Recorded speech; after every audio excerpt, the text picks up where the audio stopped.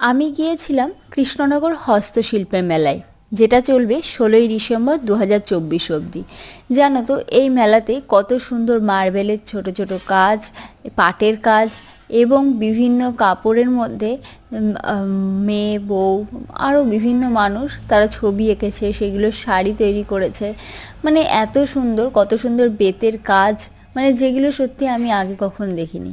আর প্রত্যেকটি কিন্তু রিজনেবল প্রাইসে। এত ভালো লাগছিল দেখে। তোমাদের কেমন লাগলো তোমরা কিন্তু জানিও। আর এই মেলাতে গিয়ে আমার কিন্তু দারুণ অভিজ্ঞতা হয়েছে।